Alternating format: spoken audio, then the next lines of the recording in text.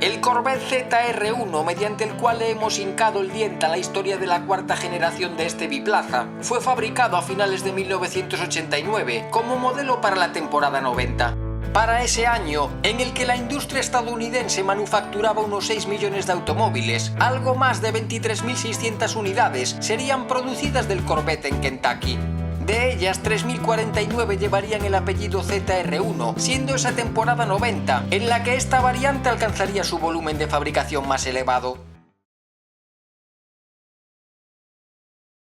Acorde con la filosofía general de esta cuarta generación del Corvette, el diseño de la carrocería será pretendidamente europeo, con unos trazos muy limpios y con un toque justo de elegancia, deportividad y sofisticación. En esta interpretación contemporánea del clásico americano, Jerry Palmer, autor de sus líneas, eliminaba el famoso Coke Bottle Look que había caracterizado a la anterior generación, de formas bulbosas y caderas pronunciadas. Pero se conseguía totalmente el objetivo perseguido, que a primera vista un C4 se identificase inequívocamente como un Corvette.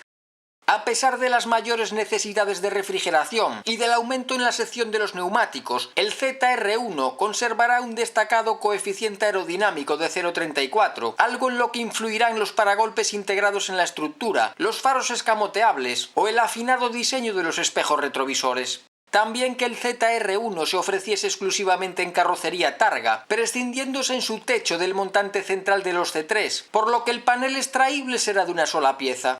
Además, en el C4 se renunciaba por completo a la tradicional parrilla delantera, por lo que el aire sería canalizado hasta el motor por la parte inferior, bajo la matrícula.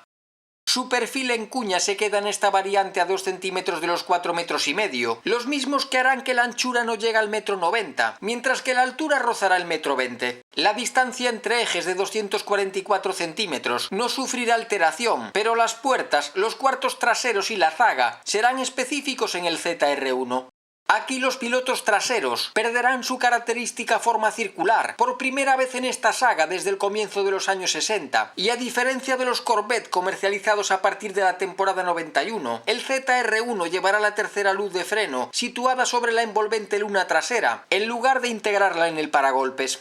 Pero como en estos, la boca del depósito de combustible, de 20 galones o 76 litros, se encuentra oculta bajo una generosa trampilla, que al repostar nos recuerda que conducimos un Corvette. Las llantas de aleación de 17 pulgadas conservarían un diseño similar a las del modelo base para el año 89, aunque en los ZR1 de calle, la parte central estaría ligeramente hundida. Se aumentaba sin embargo su garganta para alojar unos neumáticos más anchos en ambos trenes, de 275 milímetros y perfil 40 en el delantero, y nada menos que 315 y perfil 35 en el trasero.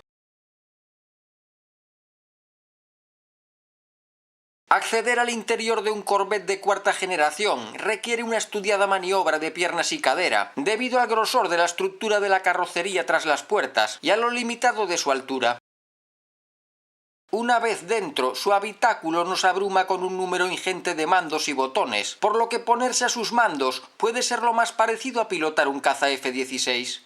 Porque hace casi 30 años, esta versión del Corvette, la más sofisticada técnicamente de la saga desde 1953, incorporaba también todos los elementos de confort y seguridad, instalados en cualquier berlina de lujo de la época. En cualquier Cadillac Fleetwood o Seville, fabricados por la propia General Motors, por ejemplo.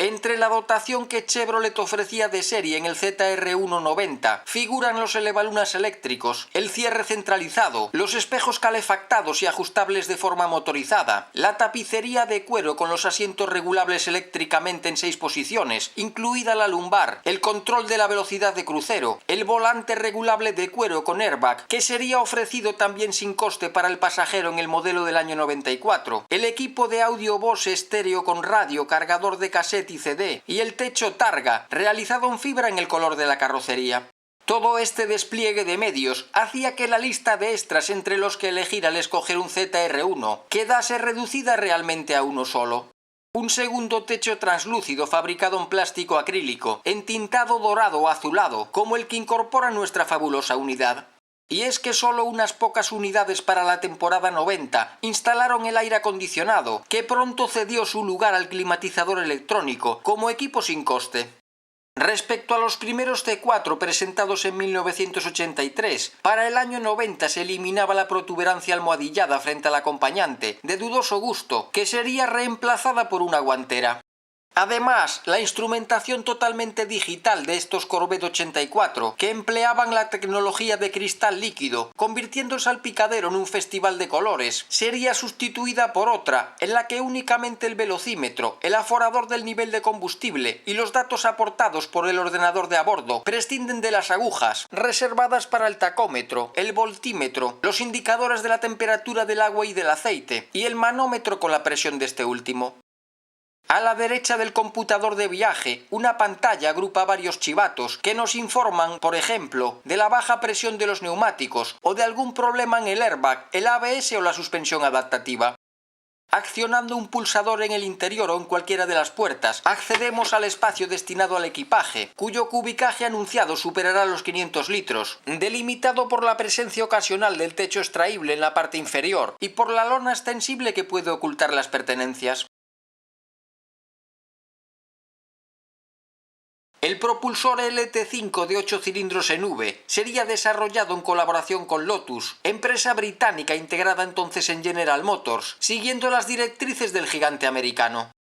Con una cilindrada de algo más de 5.700 centímetros cúbicos, los 4 árboles de levas, las 32 válvulas, una elevada relación de compresión de 11:1 y una sofisticada gestión electrónica de la inyección secuencial y el encendido, permitían que Chevrolet declarase para el ZR1 una potencia máxima de 375 caballos a 5.800 revoluciones por minuto, aunque la prensa europea había llegado a anunciar 390 en las primeras unidades de preserie.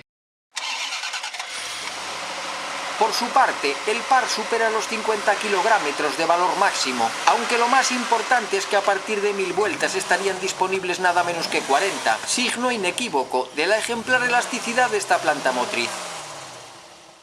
Una de las peculiaridades del corazón de aluminio de esta bestia serán sus 2 inyectores por cilindro, que actuarán en función del número de revoluciones y de la presión que se ejerza sobre el acelerador, y con los que se pretenderá conjugar flexibilidad y potencia. Por debajo de unas 3000 vueltas o presionando levemente el pedal del gas, trabajarán únicamente los inyectores primarios, asociados además a unas válvulas de admisión con menor cruce, pero si las exigencias lo requieren, actuarán también los 8 inyectores secundarios, que estarán vinculados a unas válvulas accionadas mediante una leva con mayor cruce.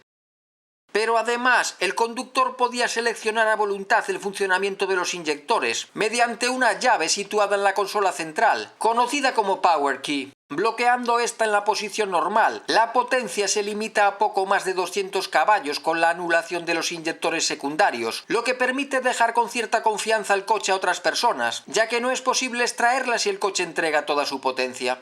La transmisión manual de 6 velocidades fabricada por ZF en Alemania será una de las primeras de su especie, tras la del Porsche 959 y la del propio Corvette temporada 89, e irá situada tras el motor, a diferencia del Corvette C5, en el que iría emplazada en el tren trasero.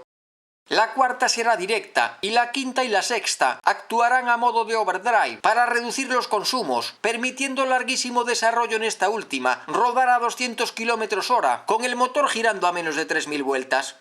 La suspensión dispone del sistema de control electrónico denominado Selective Ride Control, que contará con 3 posiciones seleccionables manualmente desde el habitáculo: Tour, Sport o Performance, por orden creciente en la dureza de los tarados de la amortiguación.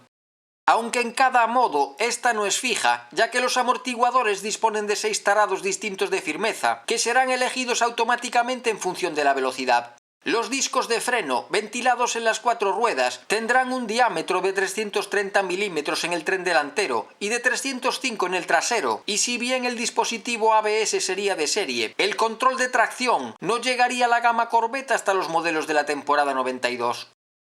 Por último, la dirección de cremallera contará con asistencia hidráulica y obligará a su conductor a girar el volante poco más de 2 vueltas para que las ruedas efectúen la totalidad de su recorrido.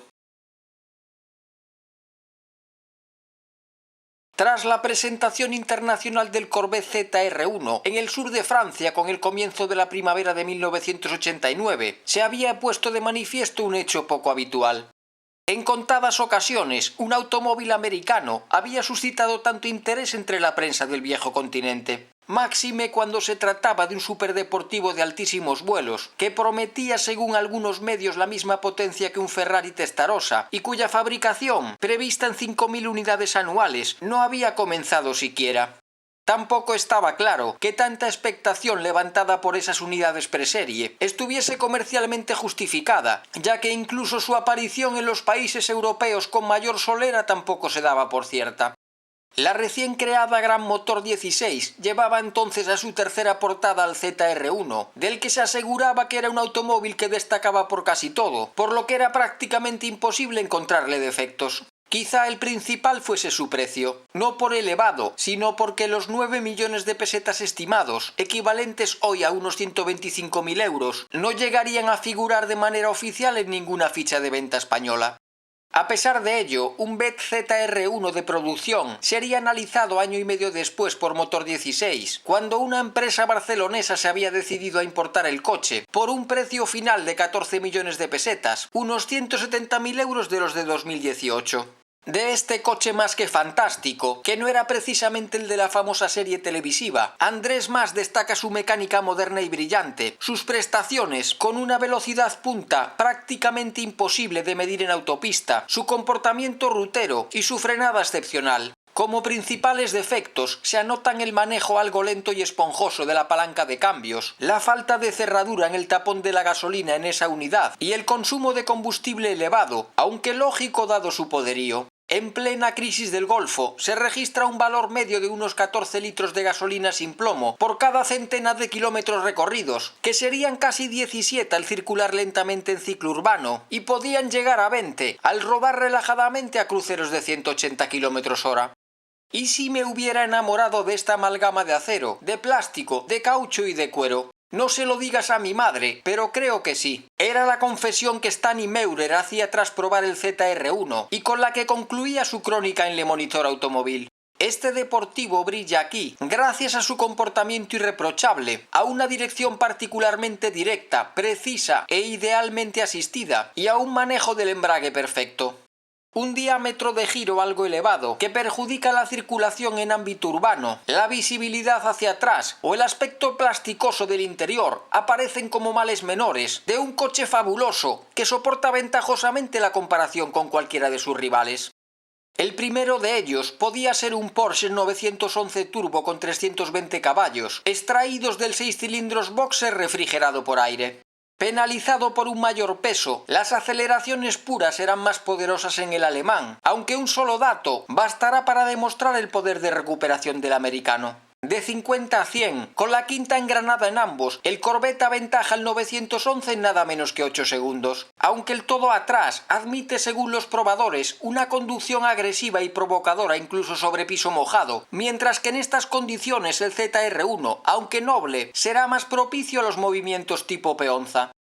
En representación de los deportistas de élite con motor central, podríamos añadir el sofisticado Honda NSX. En la comparativa de automecánica, el japonés aparece como el que mejor resuelve el compromiso entre confort y comportamiento, mientras que el 911 será el que exija mayor pericia a su conductor, aunque la buena adherencia del tren trasero se encargará de paliar el mayor desequilibrio de pesos del trío. En el ZR1, un reparto bien equilibrado entre los dos trenes ayudará a que no presente reacciones bruscas, siendo muy fácil de manejar en zonas viradas con buen firme, y se mostrará muy ágil en los cambios de apoyo al girar muy plano.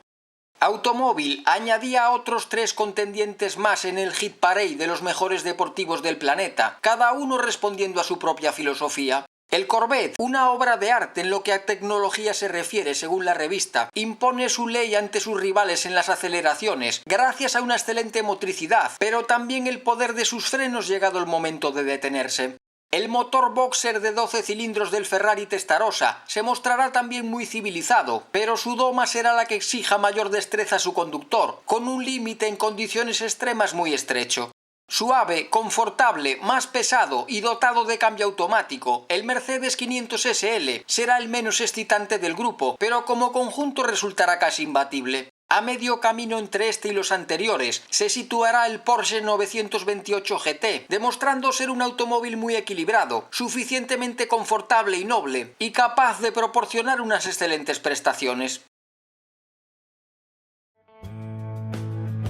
El Corvette no es necesariamente un vehículo práctico. En él se magnifica lo excitante y lo divertido del automóvil, algo que nos ha motivado como ingenieros y que fascinará a nuestros clientes. Era lo que afirmaba hace 30 años el señor McLellan, creador del ZR1. Y poco más debemos añadir.